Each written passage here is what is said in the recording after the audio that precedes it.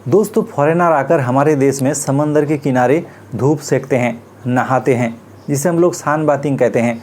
वहीं हमारे देश में दिन भर धूप रहने के बावजूद भी हम लोग बाहर जाते ही नहीं और धूप नहीं सेकते हैं, क्योंकि ज़्यादातर लोगों को पता ही नहीं धूप सेकने का फ़ायदा क्या क्या है। तो आज का वीडियो में हम लोग धूप सेकने के फ़ायदे के बारे में जानेंगे और दिन में कब धूप सेकना है और कितना सेकना है। अगर आप ज़्यादा धूप सेकेंगे तो आपको कई सारे गंभीर नुकसान भी हो सकता है। तो चलिए जानते हैं। धूप सेकने का सबसे बड़ा फ़ायदा ये हमारे शरीर में विटामिन डी की कमी को पूरा करता है। अगर आपके शरीर में विटामिन डी की कमी होगी तो ये हमारे शरीर में कैल्शियम और फास्फोरस का अवशोषण नहीं कर पाते हैं। चाहे आप जितनी भी कैल्शियम का गोली खा ले, आपका हड्डी कमजोरी रहेगा और आपको हड्डी से जुड़ी कई बीमारी, ऑस्टियोआर्थराइटिस, आर्थराइटिस, गठिया जैसे बीमारी होगी। आपका दांत कमज़ोर पड़ेगा। अगर आपको हड्डी को मजबूत बनाना है तो रोज़ाना आप 1 घंटा करके ज़रूर धूप सेकें, क्योंकि धूप से लगभग 90% विटामिन सी हमारे शरीर में आ जाते हैं।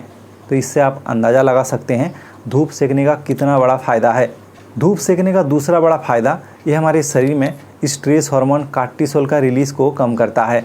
अगर आपके शरीर में कार्टिसोल ज़्यादा रिलीज़ होगी तो आप ज़्यादा तनाव करेंगे, आपका मूड ख़राब रहेगा, आपको मानसिक कई बीमारी, एंग्जाइटी, डिप्रेशन, ये सब बीमारी का आप शिकार हो सकते हैं।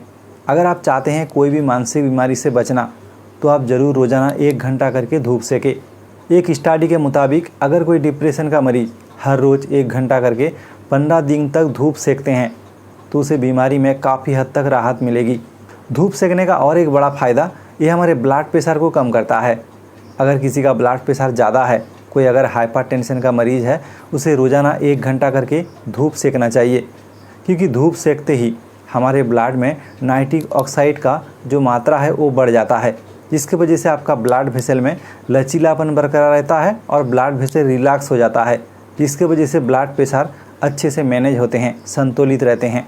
तो धूप सेक कर भी आप अपने ब्लड प्रेशर को मैनेज कर सकते हैं।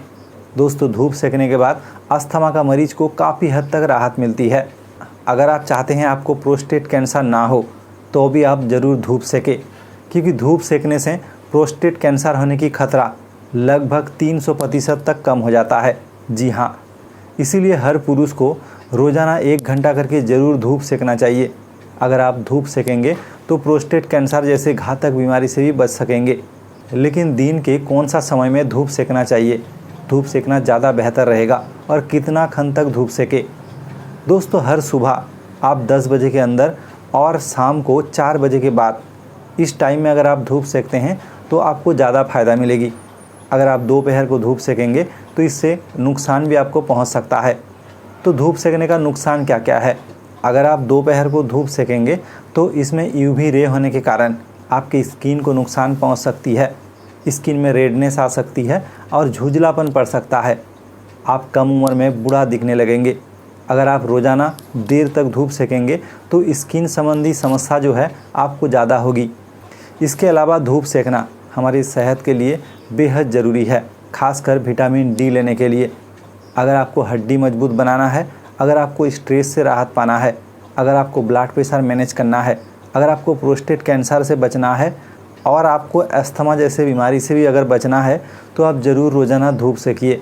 उम्मीद है दोस्तों वीडियो आपको इन्फॉर्मेटिव लगा। तो ऐसे वीडियो और भी देखना है तो चैनल को सब्सक्राइब कर ले। तो आज के लिए यहीं तक, धन्यवाद।